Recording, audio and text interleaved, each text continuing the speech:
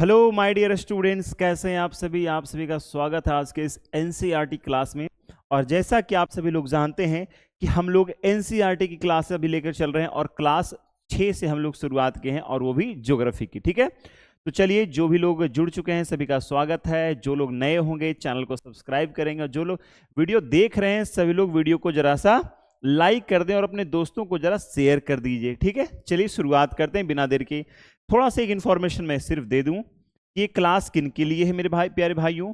ये क्लास देखिए, ध्यान में रखिए, पहले तो आप दिमाग में बैठा लो कि ये क्लास सभी एग्जाम्स के लिए है। ठीक है, खास तौर पे अगर जो लोग बीपीएससी का तैयारी कर रहे हैं, टीचर का तैयारी कर रहे हैं, दरोगा का तैयारी कर रहे हैं, है ना, अगर आप टीचर का तैयारी कर रहे हैं, दारोगा की तैयारी कर रहे हैं, है ना, आप रेलवे की कर रहे हैं, एसएससी कर रहे हैं, आपको एनसीईआरटी बहुत इंपॉर्टेंट है, बहुत काम आने वाला है। ठीक है, चलिए आज हम लोग चैप्टर नंबर 4 पढ़ने वाले। इससे पहले हम लोग 3 चैप्टर पढ़ चुके हैं। आइए शुरुआत करते हैं। बहुत खूबसूरत पंक्ति के साथ आज की क्लास की शुरुआत करते हैं। और ये खूबसूरत पंक्ति ध्यान देंगी, कहता है ठोकरें ठोकरें खाकर भी न संभले। कहते हैं ठोकरें खाकर भी न संभले तो मुसाफिर का नसीब। कोई व्यक्ति ठोकर खा ले फिर भी न संभले तो फिर आपका नसीब है, वरना पत्थरों ने तो अपना फर्ज निभा ही दिया था। मैं अपना फर्ज तो निभा ही रहा हूं, है ना, लेकिन अगर आप नहीं पढ़ोगे, एनसीईआरटी नहीं पढ़ोगे, आप उस किताबों एडवांस किताबों के चक्कर में लगे रहोगे तो फिर आपकी किस्मत, है ना। ये पहले हम लोग का बेसिक है, हम लोग इसको कंप्लीट करेंगे तभी आप आगे बढ़ने की कोशिश करिए। चलिए क्लास 6 की चौथा अध्याय जिसका नाम है मानचित्र, हम लोग उसका अध्ययन शुरू कर चुके हैं। जो लोग भी जुड़ रहे हैं सभी लोग वीडियो को लाइक कर देंगे, चैनल को सब्सक्राइब करेंगे। और मैं बीच में बोलने वाला नहीं हूं, मैं सिर्फ पढ़ाने में ध्यान देता हूं। चलिए आइए शुरुआत करते हैं। हम लोग लाइन बाय लाइन पढ़ रहे हैं और बेहतरीन तरीके से, जो लोग नए हैं उन लोगों को मैं बता दूं, कॉपी कलम लेकर शुरू से नोट्स करते चलिए। ठीक है, कहते हैं क्या, जब आज हम लोग मानचित्र पढ़ने वाले, यानी मानचित्र यानी मान लो चित्र कैसे बनता है, हम लोग उसकी बात करेंगे। कहता है जब हम पूरी पृथ्वी का अध्ययन करना चाहते हैं तब ग्लोब हमारे लिए काफी उपयोगी साबित होता है। जब हम पूरी पृथ्वी का अध्ययन करते हैं तो ये हमारा ग्लोब है। ठीक है, इस ग्लोब जो है, ये ग्लोब हमारे लिए काफी महत्वपूर्ण उपयोगी होता है, काफी अच्छा साबित होता है। लेकिन जब हम पृथ्वी के केवल एक भाग, जैसे इतनी बड़ी पृथ्वी है, उसमें से कोई छोटा सा हम लोग का ये देश है, अब इस देश का मैं क्या करना चाहता हूं, इसका मापन करना चाहते हैं। ठीक है, केवल एक भाग, जैसे देश, राज्य, है ना, जिला, शहर तथा गांव के बारे में अध्ययन करना चाहते हैं तो यह हमारे लिए उतना उपयोगी साबित नहीं होता है। जैसे ग्लोब किसके लिए, पूरे विश्व के लिए है, लेकिन हमें अपने देश के बारे में जानकारी रखना है, अपने राज्य की, अपने गांव का, मतलब अपने शहर के बारे में जानकारी रखना। तो क्या ये ग्लोब हमारे काम का है? तो बोलेंगे नहीं, ये ग्लोब हमारे काम का बिल्कुल भी नहीं है। तो कहते हैं ऐसी स्थिति में हम मानचित्रों का उपयोग करते हैं। तब हम लोग किसका प्रयोग करते हैं? मानचित्र का उपयोग करते हैं। कहता है मानचित्र क्या है? तो मानचित्र क्या है? तो मानचित्र पृथ्वी की सतह, ध्यान देना, मानचित्र क्या है? तो मानचित्र पृथ्वी की सतह या इसके एक भाग को पैमाने के माध्यम से चपटी सतह पर खींचा गया चित्र है। तो मानचित्र क्या है? तो चपटी सतह पर, पृथ्वी की सतह कैसी है? तो चपटी है। तो पृथ्वी की सतह या इसके एक भाग को पैमाना के माध्यम से चपटी सतह पर खींचा गया एक चित्र है। मतलब एक कोई चित्र है, उसी पे जैसा हम लोग खींच देंगे वही चित्र क्या कहलाता है हमारा? तो मानचित्र कहलाता है। मानचित्र में पैमाना बहुत जरूरी होता है। क्या, किसकी बात करें? ध्यान सुना, कहता है क्या, पैमाना के माध्यम से चपटी सतह पर खींचा गया चित्र मानचित्र होता है। ध्यान से सुनना, यानी मानचित्र अगर आपको बनाना है तो पैमाना का इस्तेमाल करना पड़ेगा। पैमाना का मतलब आपको मापना पड़ेगा, मीटर, सेंटीमीटर में वगैरह में आपको मापना पड़ेगा, यानी पैमाना यानी मापक इकाई आपके पास होना चाहिए। लेकिन एक गोलाकार सतह को पूरी तरह से चपटा करना असंभव है। जैसे ये गोलाकार है, इसको पूरी तरह से हम कितना चपटा कर सकते हैं क्या? तो संभव नहीं है। लेकिन यहां पर इंपॉर्टेंट बात, यहां पर ध्यान देने वाली बात सिर्फ ये है, आप इस पॉइंट को नोट करके रखना, ध्यान देना। ठीक है, कि मानचित्र जो है वो किसके माध्यम से बनता है? तो मानचित्र का उपयोग पैमाना के माध्यम से चित्र खींचकर बनाया जाता है। याद ये 3 बिंदु को भी ध्यान देना, मानचित्र पैमाना के माध्यम से चित्र खींचकर बनाया जाता है। ठीक है, चलिए आगे बढ़ते हैं अगले बिंदु की ओर, ध्यान दीजिएगा। कहता है मानचित्र में एक बड़ी किताब की तरह तथ्य हो सकते हैं। मानचित्र जब हम लोग पढ़ेंगे तो मानचित्र में बड़ी किताब होती है, उसमें बहुत सारे तथ्य यानी फैक्ट्स आपको मिलते हैं, है ना। जब बहुत से मानचित्रों को एक साथ रख दिया जाता है तब एक एटलस बन जाता है। आप लोग सुनते होंगे बहुत सारे शिक्षकों से कि भाई साहब ज्योग्राफी की क्लास कर रहे हो तो एटलस खरीद लेना। क्या बोला जाता है? एटलस खरीद लो। क्यों? कहता है एटलस में क्या होता है, जरा समझ लो। एटलस किसको कहते हैं? एटलस का मतलब जब बहुत से मानचित्रों को एक साथ रख दिया जाता है तब एक एटलस बनता है। यानी एटलस अगर कोई बोले तब समझ जाना कि मानचित्रों का क्या है, वहां पर मानचित्रों का उसमें समूह है। ठीक है, एक से अधिक जब वहां पर मानचित्र, ढेर सारे मानचित्र का समूह जब रहेगा तो किसका निर्माण करेगा? वो एटलस की किताब बनती है। मानचित्र विभिन्न प्रकार के हो सकते हैं, जिनमें से कुछ को नीचे वर्णित किया गया है। हमने 3 प्रकार के मानचित्रों के अध्ययन के बारे में हम लोग एनसीईआरटी में पढ़ रहे हैं। पहला कहलाता है भौतिक मानचित्र, दूसरा कहलाता है राजनीतिक मानचित्र और तीसरा कहलाता है थीमेटिक मानचित्र। ठीक है, अब इन तीनों के बारे में हम लोग अध्ययन करेंगे, जानेंगे कि भौतिक मानचित्र क्या होता है, राजनीतिक मानचित्र क्या होता है और हमारा थीमेटिक मानचित्र क्या होता है। ठीक है, आइए जानते हैं मेरे प्यारे दोस्तों, आइए बात करते हैं। हम लोग इधर भी बात कर लेंगे। ठीक है, थोड़ा इधर भी ध्यान दीजिएगा। सबसे पहले समझते हैं भौतिक मानचित्र किसे कहते हैं। ध्यान से सुनना, बहुत सारे एटलस जब खरीदोगे तो वहां पता ही नहीं चलेगा कि कौन भौतिक है, तो वहां लिखा हुआ रहता है भौतिक, है ना, फिजिकल लिखा हुआ रहेगा। भौतिक को इंग्लिश में क्या बोलेंगे? फिजिकल। और पॉलिटिकल हो गया आपका राजनीतिक। कहता है पृथ्वी की प्राकृतिक आकृतियां, यानी पृथ्वी की, ध्यान से इसी को समझ लो, पृथ्वी की प्राकृतिक इकाइयां भौतिक या उच्चावच मानचित्र कहा जाता है। हम लोग बीच में पढ़ेंगे, लेकिन थोड़ा सब्र कर लो, मैं शॉर्ट में समझने के लिए बता रहा हूं। ठीक है, पृथ्वी की प्राकृतिक इकाइयां, तो पृथ्वी की इकाई क्या बनाता है? तो पृथ्वी प्राकृतिक इकाई पठार है, नदी है ना, मैदान है, झील है, झरना, ये सब प्रकृति द्वारा बनाई गई आकृति है। तो क्या क्या प्रकृति क्या बनाती है? तो प्रकृति पर्वत बनाती है, पठार बनाती है, मैदान बनाती है, नदी बनाती है, महासागर बनाती है, महादेश बनाती है। तो इनको दर्शाने वाले मानचित्र को भौतिक मानचित्र कहते हैं। क्या प्रकृति बताइए। अब इसी को थोड़ा समझते हैं राजनीतिक मानचित्र, फिर मैं तीनों में तुलना करके एकदम सटीक आपको सॉल्यूशन दूंगा। ठीक है, कहता है राज्य, नगर, शहर तथा गांव और विश्व के विभिन्न देशों, ध्यान देना, विभिन्न देशों, राज्यों तथा उनकी सीमाओं। एकदम एक वर्ड में क्लियर हो गया। क्या हो गया? एकदम एक वर्ड में क्लियर हो गया। कैसे? ध्यान देना, सीमाओं को दर्शाने वाला मानचित्र को राजनीतिक मानचित्र कहते हैं। इतना भी नहीं पढ़ना चाहे तो सीधी सी बात, सीमा को याद रखो। कौन सी? राजनीतिक मानचित्र कहते हैं। वो सीमा को नहीं याद रखना है, ठीक है ना, सचिन सीमा को नहीं, सिर्फ सीमा को याद रखना है। याद रखना कि अगर मान लिए कोई देश है, कोई कस्बा है, कोई राज्य है, कोई देश है, तो जब हम ये जो भारत की जो मानचित्र जो बनती है, ये जो भारत का जो मानचित्र बनता है, ये सीमा क्या बताती है? ये भारत की राजनीतिक स्थिति को बताती है। कौन सी स्थिति को? राजनीतिक स्थिति को बताती है। तो ये क्या हो जाएगा? राजनीतिक मानचित्र बन गया।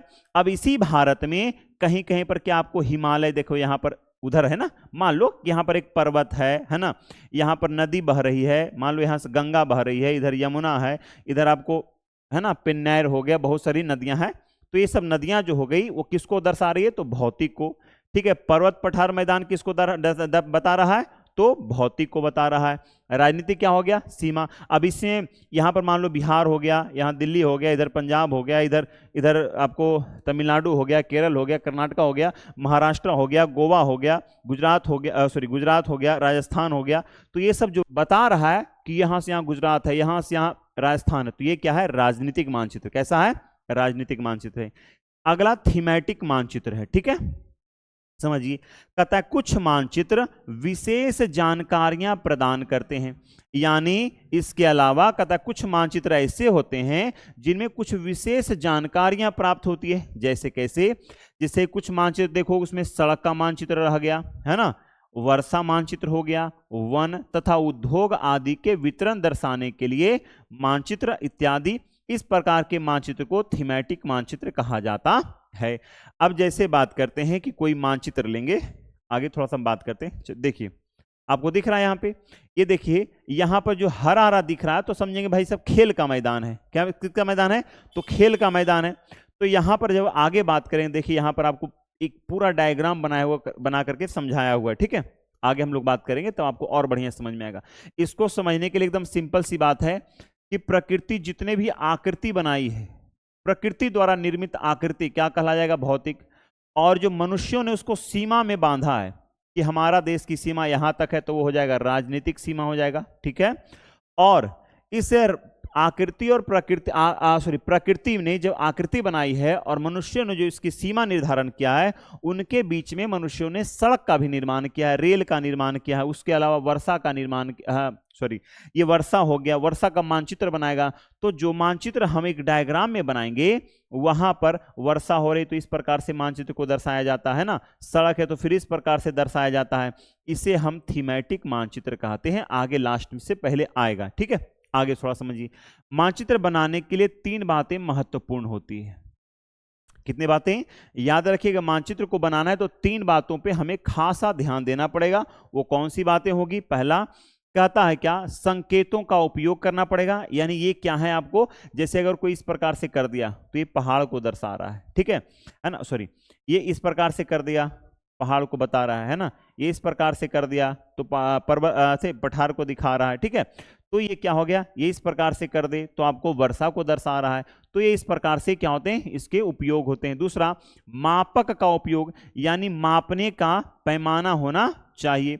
दिशाओं का निर्धारण, कि सही दिशा का निर्धारण करें, उत्तर, दक्षिण, पूर्व, पश्चिम, इन सभी दिशाओं का क्या होना चाहिए? इन सभी दिशाओं का आपके पास ज्ञान होना चाहिए। आइए बात करते हैं। कहते हैं इन मानचित्रों में दी गई सूचना के आधार पर, है ना, उनका उचित नामकरण किया जाता है। ये जो हम लोगों ने चित्र देखा, इन मानचित्रों में दी गई जो सूचना रहेगी उनके आधार पर उनका नामकरण किया जाता है। मानचित्र के 3 घटक हैं, याद रखेंगे। मानचित्र के कितने घटक हैं? प्रश्न आ जाए, मानचित्र के कितने घटक है? बोलेंगे 3 घटक है। कौन कौन? दूरी, दिशा और प्रतीक। दूरी, दिशा और प्रतीक मानचित्र के 3 घटक हैं। तो दूरी क्या होता है? चलिए थोड़ा दूरी के बारे में जान लेते हैं। बहुत इंपॉर्टेंट है, यहां पर ये ध्यान रखना, ये मोस्ट वेरी वेरी इंपॉर्टेंट, जिस लाइन को मैं पढ़ रहा हूं काफी इंपॉर्टेंट होने वाला है, ठीक है। इसको समझते हैं, फिर हम लोग इसको शॉर्ट में आपको मैं समझाता हूं। कहता है जब बड़े क्षेत्रफल वाले भागों, यानी जब बड़े क्षेत्रफल को मापना है, ठीक है, जैसे में कौन? जैसे महाद्वीप हो गया, देश को कागज पर, महाद्वीप या देश, महासागर, मतलब कुछ भी ऐसे तो मपाता तो ही चाहिए ना, महाद्वीप ही मपाते हैं। महाद्वीप या देशों को कागज पर दिखाना होता है, तब हम लोग छोटे पैमाने का उपयोग करते हैं। दिमाग में बैठ गया बात? क्या हमने बोला? जब बड़े क्षेत्रफल को अगर आपको नापना है, बड़े क्षेत्रफल को मापना है, तो छोटे पैमाने का प्रयोग करना है। दिमाग में एकदम बैठा लीजिए क्या, कि क्षेत्रफल अगर बड़ा हो, ध्यान देना, क्षेत्रफल क्या रहे? क्षेत्रफल अगर बड़ा हो, है ना, ध्यान देना, क्षेत्रफल क्या रहे? तो क्षेत्रफल अगर बड़ा है तो पैमाना छोटा होगा। पैमाना क्या हो जाएगा? तो याद रखना, पैमाना छोटा होगा, ठीक है, याद रखना। लेकिन अगर क्षेत्रफल छोटा होगा तो पैमाना बड़ा होगा, ठीक है, दिमाग में बैठा लो, बस इतना ही बात इसको समझना है। उदाहरण के लिए मानचित्र पर 5 सेंटीमीटर स्थल के लिए, मतलब कोई मानचित्र है, मान लो ये मानचित्र है, ठीक है, हमको इसको मापना है, मान लो ये पूरा बड़ा महादेश है, सपोज करो, है ना, यहाँ पर तो है नहीं देश, मतलब एक छोटा सा घर बना हुआ है, तो 5 सेंटीमीटर है, स्थल को नापना है तो वहां पर 500 किलोमीटर के लिए, यानी कहीं पर अगर मान लो, सपोज करो ये महादेश है और यहां से यहां तक की लंबाई अगर 500 किलोमीटर, कितना? 500 किलोमीटर है तो हम 500 किलोमीटर नहीं लिखकर क्या लिखेंगे, 5 सेंटीमीटर लिख देंगे। क्या लिख देंगे, 5 सेंटीमीटर। यानी इतना बड़ा चीज को हमने एकदम छोटा सा बिंदु देकर समाप्त कर दिया कि भाई साहब जाओ खत्म, है ना। 500 किलोमीटर कितना, तो 5 सेंटीमीटर मैंने उसे समाप्त कर दिया। कहते हैं इसको छोटा पैमाना वाला मानचित्र कहते हैं। तो महादेश को, महाद्वीप को अगर हम मापेंगे या देश को मापेंगे तो कौन से पैमाने से, तो छोटे पैमाने वाले से मापेंगे। मैंने क्या बोला, क्षेत्रफल अगर बड़ा होगा तो पैमाना छोटा होगा, क्षेत्रफल अगर छोटा होगा तो पैमाना बड़ा होगा। याद रखेंगे इस बात को, ठीक है। अब कहता है छोटे क्षेत्रफल वाले भाग, जैसे आपके गांव शहर को कागज पर दिखाना होता है तब हम बड़े पैमाने का उपयोग करते हैं। यानी जब आपको छोटा, अगर ध्यान देना, अगर क्षेत्रफल छोटा है तो पैमाना हम कैसा प्रयोग करेंगे, तो पैमाना हम बड़ा प्रयोग करेंगे। और अगर क्षेत्रफल बड़ा है तो पैमाना छोटा, ठीक उल्टा, और छोटा है तो बड़ा पैमाना का उपयोग करते हैं। जैसे 500 मीटर की दूरी को मानचित्र पर 5 सेंटीमीटर लिखते हैं। हमने यहां पर क्या देखा कि इतना दूरी था महाद्वीप में 500 किलोमीटर, और यहां कहता है कि भाई साहब 500 मीटर है, और इसे भी हम कितना में लिखेंगे, 5 सेंटीमीटर। यानी 5 सेंटीमीटर जो है, ध्यान देना, यानी 5 सेंटीमीटर जो है वो दोनों के लिए 500 किलोमीटर के लिए भी प्रयोग हो रहा है और 500 मीटर के लिए भी प्रयोग हो रहा है। लेकिन प्यारे दोस्तों, समझने वाली बात यह है कि 500 किलोमीटर का तात्पर्य पैमाना छोटा इस्तेमाल कर रहा है और 500 मीटर के लिए पैमाना बड़ा इस्तेमाल कर रहा है। देखो छोटा सा 500 मीटर, जैसे मान लिया भाई साहब तुम कितना पढ़े लिखे हो, सर मैं पीजी किया हुआ हूं, है ना, क्या कह रहे हो, एमए कर लिया हो, ठीक है। तो आपको, ठीक है, आपकी सैलरी 20,000, मान लो आपकी सैलरी 20,000। तुम क्या किया, सर मैं ग्रेजुएशन में हूं, चलो ठीक है, तुम्हारी सैलरी भी 20,000। तुम क्या किया, सर इंटर किए हुए हैं, तुम्हारी सैलरी भी 20,000। अरे भाई साहब हद हो गया, पीजी कर रहा है तभी 20,000, बीए किया तभी 20,000, और इंटर किया तभी 20,000 सैलरी दे रहे हो, ऐसा क्यों? फिर हम पढ़े क्यों पीजी, हम बीए क्यों किया, हम भी इंटर करके ले लेते ना। नहीं, तो यहां पर क्या हो गया, हमने एक ही रखा लेकिन पैमाना सबका अलग अलग, हमने सैलरी सबकी एक ही रखी, है ना, कि भाई साहब 20 ही मिलेगा, तो यहां पर दिक्कत हो जाएगा ना। इसीलिए जब बड़ा क्षेत्रफल रहे तो छोटा पैमाना हो गया और छोटे क्षेत्रफल के लिए बड़ा पैमाना हो गया। नहीं लगेगा कि पीजी क्या मात्र 20,000, इंटर क्या 20,000, इंटर पे तुमको 20,000 मिल गया, वाह, है ना, ऐसे होता है। आगे देखिएगा, इस प्रकार के मानचित्र को बड़े पैमाने वाला मानचित्र कहते हैं। बड़े पैमाने वाले मानचित्र छोटे पैमाने वाले मानचित्र की अपेक्षा अधिक जानकारी प्रदान करते हैं। यहां पर प्रश्न आ गया क्या, कि इन दोनों में सबसे अधिक जानकारी कौन देगा, बड़ा पैमाना या छोटा पैमाना? तो कहता है बड़े पैमाने वाले मानचित्र छोटे पैमाने वाले मानचित्र की अपेक्षा अधिक जानकारी देते हैं, क्योंकि ये छोटे छोटे एरिया को कवर करते हैं। 500 मीटर, 400 मीटर, 200 मीटर, 100 मीटर, अलग अलग उसके लिए एरिया तय होती है। तो याद रखना, कौन सा पैमाना ज्यादा नॉलेज हमको देगा, इंफॉर्मेशन, तो बड़ा पैमाना के पास जानकारी अधिक होगी, जबकि छोटा पैमाना के पास जानकारी कम होगी। ठीक है, यहां तक बात क्लियर हो गया। चलिए अगले बढ़ते हैं। ये मान लो एक घर है, देखो अब इसी को ये नापना शुरू करता है कि यहाँ विद्यालय है, यहाँ खेल का मैदान है, एक परिसर है। क्या है ये, एक परिसर है।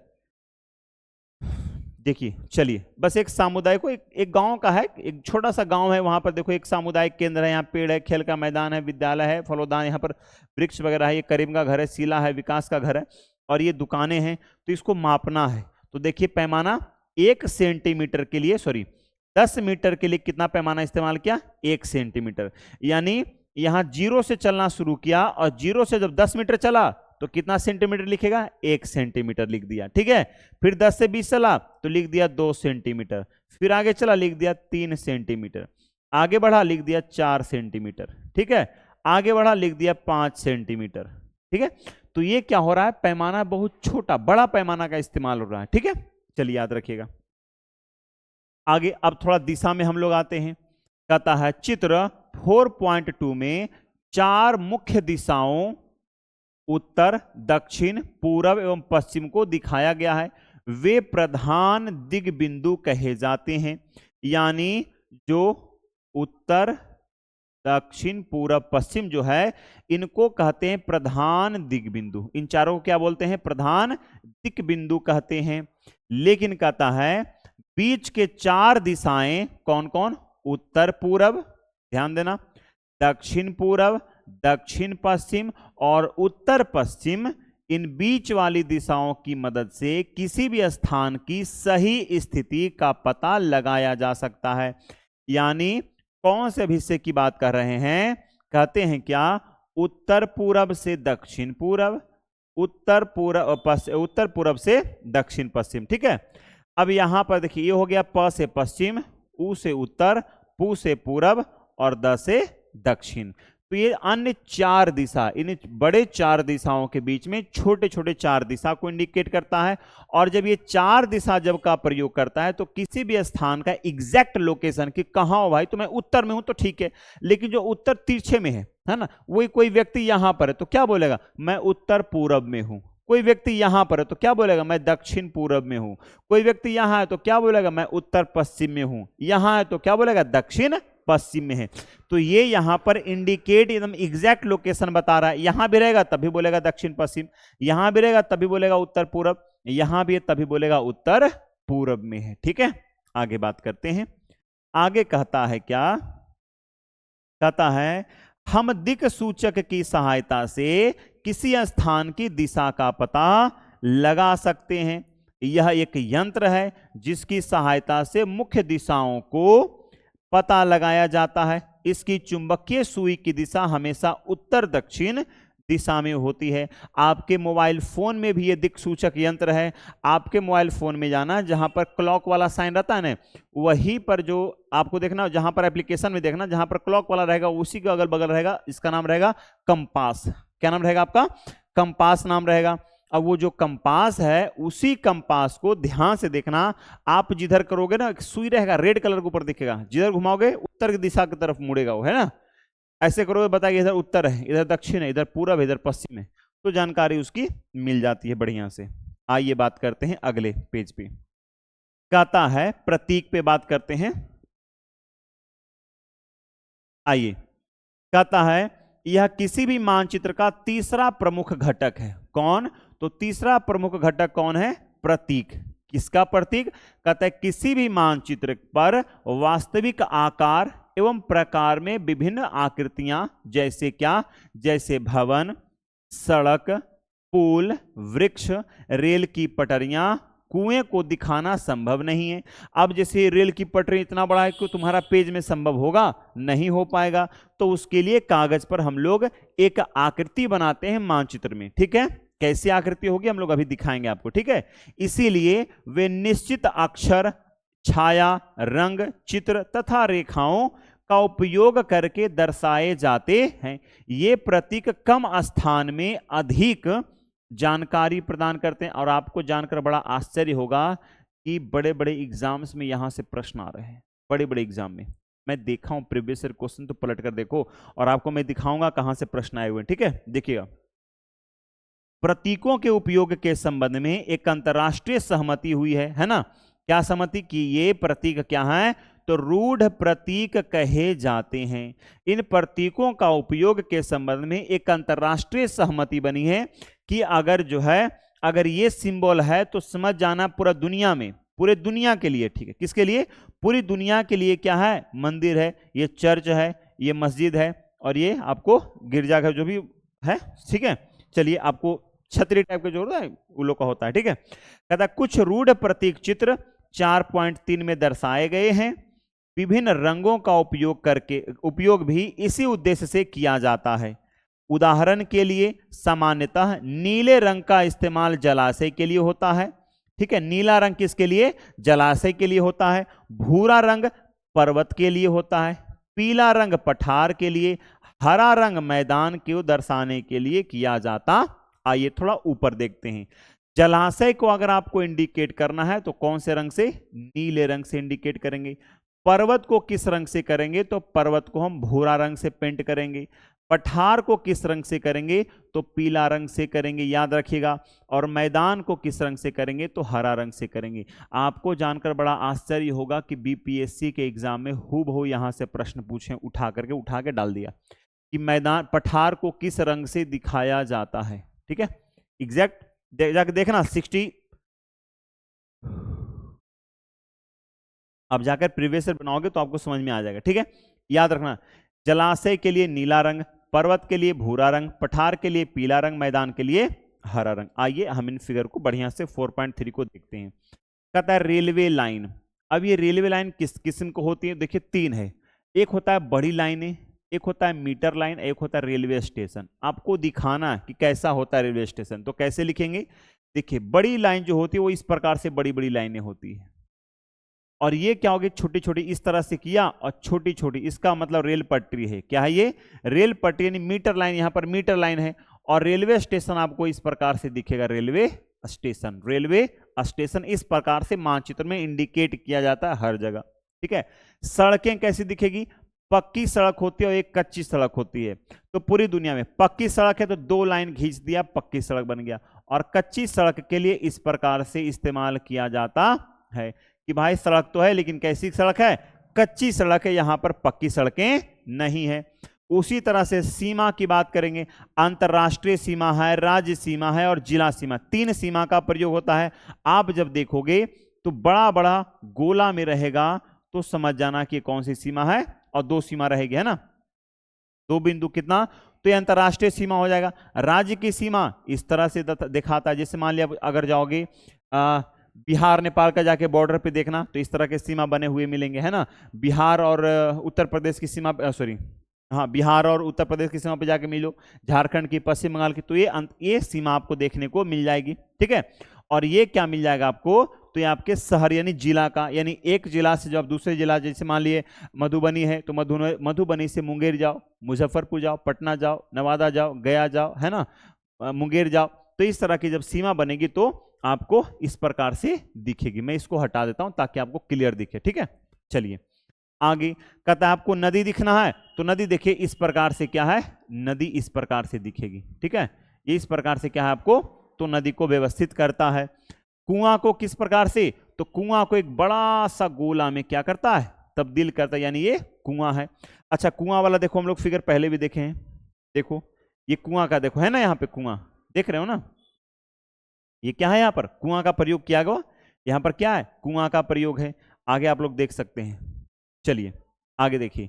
उसी तरह से तालाब को देखना है, तो ये देखिए आपको तालाब का फिगर है, ये क्या आपका तालाब है। और ये क्या मिल जाएगा आपको, ये है आपका नहर, क्या है ये आपको नहर। और ये क्या है आपका, तो ये आपको कहेंगे हम इसको पुल बोलेंगे, क्या बोलेंगे, पुल बोलेंगे। तो ये आपको क्रमबद्ध समझ में आ गया कि कौन सा फिगर किस प्रकार से होता है, याद रखना। मंदिर की बात करें तो ये आपका हो गया मंदिर, गिरजाघर, है ना, और ये क्या हो गया आपको, है ना, चर्च हो गया, और ये आपको छतरी हो जाएगा, मस्जिद हो जाएगा। ठीक है, ये गलत फिगर दे दिया है, मस्जिद ऐसा नहीं, मस्जिद पर क्रॉस नहीं लगा होता, ये गलत फिगर दे दिया है, किताब ही दिया है लेकिन गलत फिगर दे दिया है, आपके बुक में लेकिन ये गलत फिगर दे दिया है। मस्जिद वैसा नहीं होता है, ऐसा होता है मस्जिद, लेकिन ये खंबा जो है ना प्लस वाला साइन नहीं होता है। ठीक है, चलो आगे देखिए। पोस्ट ऑफिस, पोस्ट एवं टेलीग्राफ ऑफिस, पुलिस स्टेशन। ठीक है, तो पोस्ट ऑफिस के लिए पीओ लिखते हैं, हम लोग भी लिखते हैं, है ना, और पोस्ट ऑफिस टेलीग्राफ के लिए पीटीओ, और आपको पीएस का मतलब हो गया पुलिस स्टेशन के लिए हम लोग क्या लिखते हैं, पीएस लिखते हैं, ये साइन होता है, सिंबल होता है। कस्ती और बस्ती और कब्रिस्तान के लिए, यानी ये इस प्रकार से है, यानी इसका मतलब बस्ती, यहाँ पर लोग रहते हैं, और ये इस प्रकार से साइन है, इसका मतलब यहाँ पर कब्रिस्तान है, यहाँ पर जाना मना है, भूत मूंगा यहाँ पर तुमको दर्शन देगा। अब पेड़ आपको किस प्रकार से दिखेंगे, तो ये आपको पेड़ के चिन्ह है, और ये आपको घास के चिन्ह है। थोड़ा सा हम इसको प्रैक्टिकली अगर देखना चाहें तो हम लोग इसको प्रैक्टिकली देख सकते हैं। देखिए, ये देखिए क्या है, ये देखिए छोटे ऐसे घास है ना, देखो सेम चिन्ह है, घास का मैदान, खेल का मैदान है, वहां पर घास है, और ये देखिए आपको पेड़ का चिन्ह मिलता है ना, फलोधान पेड़ का चिन्ह है। तो आपको हमने 2-3 चीज यहाँ पर बता दिया कि कुआं देखिए इस प्रकार दिखता है, घास इस प्रकार से है, पेड़ इस प्रकार से है। ठीक है, चलिए, तो इसी तरह से क्या होते हैं, हर जगह आपको देखने को मिलेगा। तो पूरी दुनिया में कहीं भी इस तरह के रहे तो आप उसे देखने से झिझक के नहीं, आराम से आपको समझ में बातें आ जाएगी। और इसे हम क्या कहते हैं, इसे हम कहते हैं रूढ़ चिन्ह कहते हैं। क्या बोलते हैं इसे, रूढ़ चिन्ह कहते हैं। बहुत सारे लोग हैं जो कमेंट करेंगे, बोलेंगे देखिए मैं आप लोगों का कमेंट तो नहीं देख पाऊंगा, कारण कि मुझे पढ़ाने में मजा आने लगता है। तो मैं पढ़ाई पर ध्यान दो, आप लोग भी पढ़ाई पर ध्यान दो, सिर्फ नोट्स करने पर ध्यान दो, ठीक है। चलिए ध्यान दिए, है ना। बातचीत आपसे करने से कोई फायदा ना मुझे फायदा ना आपको फायदा है। मैं आपसे हाय हेलो करूंगा, हाय हेलो करके फोन पे बतिया लो, है ना, ऐसे पढ़ाई के टाइम पे नहीं। रेखा चित्र एक आरेखन है। रेखा चित्र क्या है, एक आरेखन है। आरेखन समझते हो, एक आरेख यानी क्या हो, इस तरह से आना, इस तरह से आना, ये क्या है, आपको एक आरेख बताता है, ठीक है। जो पैमाना पर आधारित ना होकर याददाश्त और स्थानीय प्रक्षेपण पर आधारित होता है। जैसे मान लिया जाए, मैं एग्जांपल समझाता हूं, आपका एक मित्र है, आपके पास आना चाहता है, तो क्या बोलते हो, ऐसा करना, देखो जहां से तुम अपने घर से निकलोगे तो वहां से राइट जाना, है ना, अपना राइट लेना, और अपना राइट लेने के बाद फिर थोड़ा सा 2 कदम आगे बढ़कर फिर लेफ्ट लेना, और वहां पर एक आपको मंदिर मिलेगा। मंदिर के गेट के ठीक दक्षिण मुड़ जाना, ऐसा बोलते हैं ना, ठीक दायां मुड़ जाना, आपको मेरा घर मिल जाएगा, इस तरह से। तो इसे हम कहते हैं रेखा चित्र, या बोलेंगे हम आरेखन। क्या बोलते हैं, आरेखन। कहता है मान लीजिए कि आप अपने, अच्छा दिया हुआ, मित्र के घर जाना चाहते हैं, लेकिन आपको रास्ते की जानकारी नहीं है।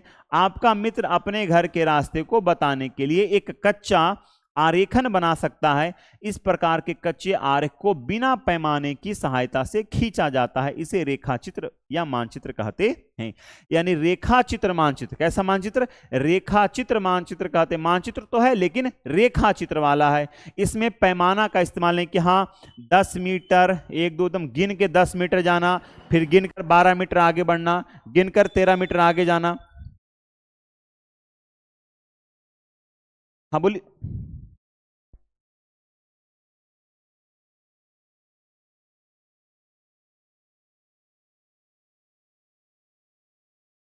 है ना, तो देख लीजिए, है ना, कहता है क्या, खाका, कहता है एक छोटे क्षेत्र का बड़े पैमाने पर खींचा गया रेखा चित्र खाका कहा जाता है। तो मानचित्र आपको रेखा चित्र समझ में आ गया, इसमें पैमाना का प्रयोग हम नहीं करेंगे। तो खाका क्या होता है, तो बोलता है देखो भाई साहब मैं आपको एक खाका बताता हूं, क्या होता है, ध्यान सुनो। एक छोटे क्षेत्र का बड़े पैमाने पर खींचा गया रेखा चित्र। पैमाना कैसा बोल रहा है, बड़ा। मैं आपको पहले बता चुका हूं कि बड़ा पैमाना क्या होता है, छोटा पैमाना क्या होता है। छोटे कस्बे के लिए, गांव शहर के लिए, जिला के लिए बड़े पैमाना का इस्तेमाल होता है। जबकि अगर हम बात करें महाद्वीप को मापना है, देश को मापना है, तो उसके लिए छोटे पैमाने का इस्तेमाल होता है। तो एक छोटे क्षेत्र का बड़े पैमाने पर खींचा गया रेखा चित्र खाका कहा जाता है। जो मान लो ये गांव है और इस गांव को हम माप रहे हैं, चलो गांव तो यहां पर है ही ना बसा हुआ, हम लोग तो बसाए हुए नहीं गांव, ये गांव है। अब इसको मापना है तो हमने किसका प्रयोग किया, तो हमने बड़े पैमाने का प्रयोग किया। ये पैमाना कैसा है, तो बड़ा पैमाना है। हमने इसको नापना है कि भाई साहब ये 50 मीटर है, तो हमें नापेंगे कि 1 सेंटीमीटर बराबर 10 मीटर, यानी 10 मीटर जगह को हम कितना लिखेंगे, 1 सेंटीमीटर। मान लो यहां से यहां तक 10 मीटर है, तो हम इसको सिर्फ लिखेंगे 1 सेंटीमीटर। इसका मतलब क्या हो गया, 10 मीटर हो जाता है। इसे हम कहते हैं बड़ा पैमाना। क्या बोलते हैं, बड़ा पैमाना, ठीक है। एक बड़े पैमाने वाले मानचित्र से हमें बहुत सी जानकारियां प्राप्त होती है, लेकिन कुछ ऐसी चीजें होती है जिन्हें हम कभी कभी जानना चाहते हैं, जैसे किसी कमरे की लंबाई एवं चौड़ाई, जिसे मानचित्र में नहीं दिखाया जा सकता। अगर कमरा को मापना है, पूरा शहर हम गांव ले रहे हैं, पूरा गांव ले रहे हैं, पूरा शहर ले रहे हैं मापने में, तो हमें कमरा का माप मिलेगा, गांव का माप मिलेगा, शहर का माप मिलेगा, कमरा का तो मिलेगा नहीं। तो इसीलिए कमरे की मानचित्र के लिए हम किसका, तो बड़े पैमाने का उसका प्रयोग, हाँ सॉरी, तो दिखाया नहीं जा सकता। उस समय हम लोग बड़े पैमाना वाला एक रेखा चित्र खींच सकते हैं, जिसे खाका कहा जाता है। यानी अगर आपको कमरा तैयार करना है तो वहां पर बड़े पैमाना का, छोटे पैमाना तो होगा ही नहीं, बड़े पैमाना का तैयार करके हम लोग उसको एक खाका तैयार कर सकते हैं। किसका, तो पर्सनल कमरे में आएंगे, कमरे की लंबाई चौड़ाई मापेंगे, और उसके लिए फिर अलग माप हम बड़े पैमाना की सहायता से एक रेखा चित्र बनाएंगे कि हमारा कमरा इतना मीटर लंबा, इतना सेंटीमीटर चौड़ा, इतना सब चीज होना चाहिए। बड़े पैमाने का उदाहरण माना जाता है, ठीक है। चलिए आगे देखिए, अब यहां पर आपको कुछ ऑब्जेक्टिव क्वेश्चन मिलेंगे, ठीक है। क्या मिलेंगे आपको?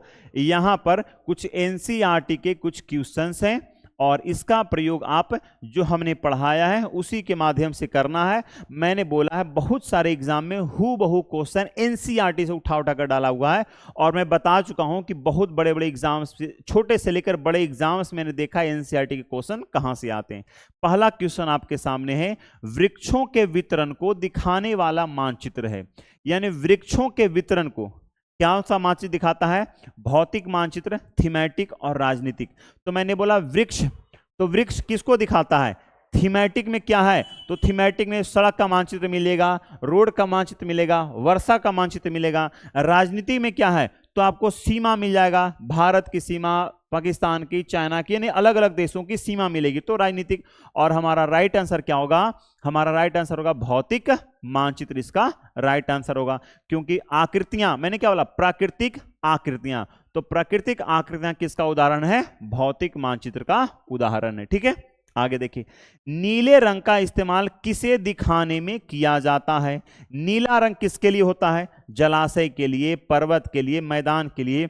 भाई साहब मैं यहां पर देखो दिखा दिया हूं कि नीले रंग का इस्तेमाल जो होता है वो जलाशय के लिए होता है। किसके लिए होता है? जलाशय के लिए होता है। आइए देखिए, नीला रंग किसके लिए? जलाशय के लिए होता है। भूरा रंग पर्वत के लिए, पीला रंग पठार के लिए, हरा रंग मैदान के लिए होता है। तो इसी तरह से आपको बनाना है। आपका सही उत्तर क्या हो गया? जलाशय। में सब कुछ पढ़ा दिया हूं हूबहू, आपको एग्जाम में यहां से क्वेश्चन आते हैं, इसलिए मैं बोल रहा हूं पढ़ लो इसको। कहता दिक् सूचक का उपयोग, दिक् सूचक यानी दिशा सूचक यंत्र का उपयोग प्रतीक को दिखाने के लिए होता है, मुख्य दिशा को पता लगाने के लिए, या दूरी मापने के लिए होता है। क्या ये प्रश्न मैं ही बताऊं? चलो मैं उत्तर देता हूं, आप लोग बाद में इसको देखते रहना। इसका प्रयोग मुख्य दिशा का पता लगाने के लिए दिक् सूचक का प्रयोग होता है कि दिशा किधर है। अगर कोई एक दिशा मान लो हमारा पता चली इधर उत्तर है, तो पता चल गया इधर उत्तर है तो इधर दक्षिण हो जाएगा, इधर हमारा पूरब हो जाएगा, है ना, और इधर हमारा पश्चिम हो जाएगा, ये तो पता चल जाएगा। चलिए, पैमाना आवश्यक है किसके लिए? मानचित्र के लिए, रेखा चित्र के लिए और प्रतीकों के लिए, ठीक है। तो पैमाना आवश्यक है किसके लिए? पैमाना मतलब 10 मीटर, 5 मीटर, जो मैं मीटर की बात कर रहा हूं, मापने के लिए इकाई होती है। तो मैंने बोला कि पैमाना आवश्यक है मानचित्रों के लिए, रेखा चित्र के लिए पैमाना की आवश्यकता नहीं है। मैं नोट करवा चुका हूं, वहां पर आप लोग ध्यान से देखना। ये आपको एससीईआरटी किताब की है। किसकी है ये? एससीईआरटी किताब की आपको ये लाइन पेज है, जरा ध्यान से इसको देखिए। क्वेश्चन है, कहता है जमीन के बड़े भाग को कागज पर दिखाने के लिए प्रयोग करते हैं। जमीन के बड़े भाग है उसको कागज पर दिखाना है, तो उसके लिए हम कौन सा प्रयोग करेंगे? छोटे मापक का, बड़े माप का, दोनों मापक के उपयोग में से सभी। कहता है जमीन के बड़े भूभाग को, जमीन के बड़ा भाग है मतलब कोई बड़ा क्षेत्र है जमीन का, यहां पर एरिया नहीं लिखा है, ध्यान सुना, एरिया नहीं लिखा है कि जिला होना चाहिए, कि गांव, की देश, की महादेश क्या रहेगा उसकी जानकारी इसने नहीं दिया है। सिर्फ लिखा है क्या? जमीन के बड़े भाग को, बड़े भाग मतलब बड़ा भाग होता है, ठीक है, कागज पर दिखाने के लिए प्रयोग करते हैं। बड़े पैमाने का, छोटा मापक का, या दोनों मापक के उपयोग में से सभी का, ठीक है, बताइएगा जल्दी, ठीक है। तो बोलेंगे जब बड़ा, मैंने बोला जब बड़ा एरिया दिखाना हो तो छोटा पैमाना, और जब छोटा एरिया दिखाना हो तो बड़ा पैमाना। तो यहां पर क्या लिखा हुआ है? बड़ा भाग, तो लिखेंगे छोटा मापक का प्रयोग। अगर आता छोटा भाग तो बड़े मापक का प्रयोग, ठीक है। जिस मानचित्र में पर्वत, पठार, मैदान आदि को दर्शाता है उसे कहते हैं, उसे क्या कहते हैं? तो उसे भौतिक मानचित्र कहते हैं। क्या बोलते हैं उसे? भौतिक मानचित्र कहते हैं। पर्वत, पठार, मैदान, वृक्ष वगैरह जो रहेंगे किसको दर्शाएंगे? तो किसको? हाँ, भौतिक मानचित्र को बताते हैं। मानचित्र में मैदान को दिखाता है, मानचित्र मैदान को किससे? काले रंग से, नीले रंग से, हरे रंग से, लाल रंग से। बताइए मानचित्र में किसे मैदान को दिखाना है, तो मैदान को किस रंग से दिखाएंगे? तो मैदान को हम लोग हरे रंग से दिखाते हैं। कौन सा रंग से? हरे रंग से हम लोग मैदान को दिखाते हैं। नीले रंग से जलाशय को दिखाते हैं। अगला कहता है मानचित्र में दक्षिण दिशा होती है। दक्षिण दिशा किधर होती है? दाईं ओर, बाईं ओर, ऊपर की ओर, नीचे की ओर। तो आप चाहो, देखो मैंने क्या बोला, जब हम लोग दिशा सूचक यंत्र देखते हैं देखो ऊपर में रहेगा उत्तर और नीचे रहता है दक्षिण। कहाँ गया यार, अरे भाई साहब मिल जाओ। हाँ देखो ये क्या हो गया आपको, देखो यहां पर उत्तर कहाँ है, तो उत्तर है ऊपर की ओर, और दक्षिण कहाँ है, तो दक्षिण है हमारा नीचे की ओर। बात क्लियर हो गया। और दाहिने तरफ कौन है, तो दाहिने तरफ हमारा कौन है, पूरब है। दायां साइड में कौन है, तो दायां में हमारा कौन है, दायां में हमारा पूरब है, और बायां में हमारा कौन है, तो बायां हमारा पश्चिम है। बोलो कोई दिक्कत, ठीक है। चलिए यहां तक हो गया। तो मानचित्र कहां हो जाएगा, नीचे की ओर। क्या हो जाएगा हमारा, दक्षिण कहां है, तो नीचे की ओर है। मानचित्र निर्माण में ध्यान रखना चाहिए, मानचित्र का आपको निर्माण करना है तो किस बात का ध्यान रखिएगा, कि संकेतों का, दिशाओं का, मापक का, उपयुक्त सभी का हूबहू लाइन मैं आपको पढ़ा चुका हूं कि मानचित्र निर्माण में हम संकेत, मापक और दिशा का खास ध्यान रखते हैं। आइए देख लीजिए, ठीक है। मानचित्र बनाने के लिए 3 महत्वपूर्ण बातें, संकेत, मापक और दिशा। संकेत, मापक और दिशा।